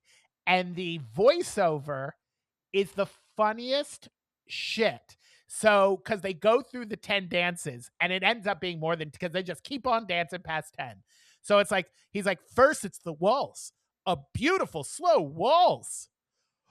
It's the tango, an exciting tango. It's the slow foxtrot, an elegant slow foxtrot. They go through every dance with this guy saying this, and then they finish and they kiss and everyone applauds. And then he says, "I'll see you at the 10 dance." And then it flashes 10 dance on the screen, and then the credits roll. But at some point, everybody in the room started dancing. Yes, the last dance, the Vietnamese waltz. The last dance is the Vietnamese waltz. And then everybody was dancing the Vietnamese waltz. But yeah, then the 10 dance doesn't happen. It just blows my mind. So Why did you name it 10 dance? I don't know what the name of that dance is, but I don't think that was it. The I hate to Vietnamese. do No, it that. is. I don't. Is it Absolutely. Vietnamese? The It's not Vietnamese waltz. Viennese? Nope. Vietnamese. Well, I wrote down as the captions. I wonder if like in like so you think he can dance if Here, I what will they run call through the dances that they did according to the captions: the waltz, the tango, the slow foxtrot, the quick step, the cha-cha-cha, the samba, the rumba, the paso doble, the jive, and the Vietnamese waltz. there is a dance called the Viennese waltz, but I'm not Well, saying then that you need to that's call not. Netflix because their captions say the Vietnamese waltz. But I want to read because after I finish this, and then the Netflix screen comes up and it has the little description of the movie. This is how they describe the movie: one flawless but emotionless ballroom dancer, one fiery Latin dancer driven by passion. Can they find the rhythm together and become world champions? We don't know because you didn't show the frickin' championship. I mean, why do you name it 10 Dance and it's all about getting to the 10 Dance and then you don't like why what is this about? Yeah. Once they finished that competition and I looked at the timer and it said there were 7 minutes left, and I was like, either this is the fastest 10 dance competition and there are no credits, or they're not going to do the 10 dance. And they did not do the 10 dance, and the credits are super long. It's like 7 I minutes mean, of unless credits. you can't say it was just about them falling like finding that they accepting that they loved each other. That couldn't be it because the whole movie, it's not even a love story. It's about dance. Dance is the main character. Everything's about dance. Every decision anybody makes is about dance, and it's just yeah, strange. It's a strange movie, Yeah, and it's very, very melodramatic. It very. reminded me of like a Japanese telenovela. Like it was just so over the top.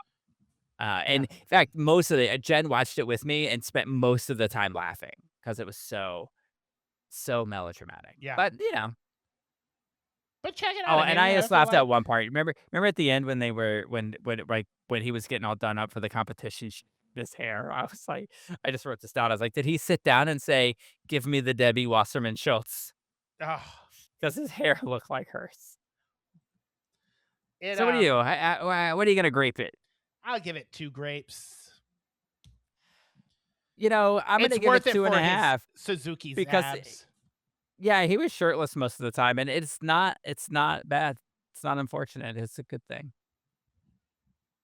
Yeah, yeah. Yeah, I mean, it didn't bother me. I don't mind the dubbedness of it a bit. I don't mind the But dubness it if the voice actors are good. These were not good yeah. voice actors. I just assumed it was them. You I don't know. assumed it was who? The actors? Yeah, they just went back and read it in English. Oh, no. No. No. Not them. In fact, if you watch the credits, it tells you who the voice actors are so that you can shame them. How dare you, Would you Bill like to and read their Ed? names? Yeah. I get like it's like the voice actresses, the people from that episode of Modern Family that did that commercial Oh, with they read these horrible accents. yeah. It Anyway, was, and anyway. So yeah, so check it out. It's on I expected it to Netflix. be like this 5-star Yeah. incredible. I mean, it was the 4th most watched non-English film on Netflix. So, I mean, it has its fans. I think it's got that heel, it's riding the coattails of Heated Rivalry. Yeah. But what is it with these like dubbed films or dubbed TV shows and stuff? So we watch Proud, and it's all about is he going to get the kid or not, and it ends right before the court hearing. Mhm. And then you get this show, and it ends right before the dance competition. Mm. And like, is there a sequel coming? I don't 11 Dance? I don't read manga. I don't know. And I really am hesitant to piss off the manga community cuz I they know. seem vicious and I don't want their rage Yeah, against please me. don't attack us. Don't forget, like Jeremy's the one who brought you the story about, Hey, listen. red, white, and I royal love a blue. good gay boy on gay boy competition. We don't love each other, but now we love each other passionate sex movie. This Can, just needed more sex. and just and tell us who wins the damn dance. I want to know. By the way, Netflix Do says they that enter together? Netflix says this is a Japanese boys love film. I don't know how I feel about that. What's boys love? BL. Oh, you know what? We did a story on that. we did it. I was the editor of a story we did on this type of manga, and I totally read cover to cover. If Ryan was listening to this, he'd be laughing right now Why? Because I because he didn't knows. remember we did Because that story. yes, he's probably like the whole time. Like we did a story on it. Yeah, after I clicked on that and it said abbreviated BL, I was like, oh, it's all coming back to me. I felt like Celine Dion. Oh, When you Celine. boy love like this and your manga like that. I would do anything for boy Oh, love. yeah. Oh, BL ooh, depicts that did not come homoerotic out right. relationships. No, we're going to move past that No, before the censors hear us. I know somebody spending 14 years in prison for that. Um, I just want to tell you, if you, I don't know, maybe offline, but there's a former bar owner that's in prison for some, for some things I reported did you report on that? on Southern Nights. No. Yeah. Yeah. Yeah. Okay. I wrote the first Well, story of it. the sentencing came down, but when the sentencing came down, there were people that wrote letters to the judge, In to support say of like, him? and well, and yeah, to be like, I know that I think this was the gist of what they were trying to say. Like, I know that these things that he did were terrible, but dot But dot he's a dot. good person. Who wrote the letters? I'm going to tell you where to find out, but Names. for those that live here, just find it because there are some juicy exchanges going on between people Yeah. who are just, I mean, and it's getting vicious, I will crazy, say and that Nickelodeon documentary that came out with who is the yeah, oh, his name escapes me. What is his name? yeah, the guy that was in head of the class, Yeah, no, but I'm talking about Dennis the kid. something. The not no, he wasn't Oh, accused. right, Preston Scott. No, The TV show, the kid who the was kid from molested. yeah, yeah. I forget his name too. Drake and Josh. Drake Bell. Drake and Josh. Yeah. The guy who molested him was convicted, and several actors, including the two of the male actors from Boy Meets World, not Fred Savage, but the brother and the best friend, and James Marston apparently all wrote letters in support for the guy. Yeah. Very disappointing. Yeah, and I think when I talked about this too, and it was just sort of like, if you got into trouble, would I write a letter for you? I mean, Well, it's but not why not you? not if What if you got into trouble? I wouldn't write a letter for you. no, I mean, but I was trying to say like I would for you Oh, because would we're you? close friends, Uh, then you Not have in to see if today's you go social back. media age. I wouldn't ask No, you but to. if no, if you had said the things that this guy said in text messages, no, I would not have written a letter No. for you. I mean, you've read them? Yeah, you wrote Yeah, the I first did the story story. on it. Yeah. Like the things that were said are so vile. Like, oh, I can't even repeat them. Anyway, we're on a tangent, so we can Yeah. wrap this up. But that's some juicy stuff. Yes. So And until next time, the cork is back in the bottle.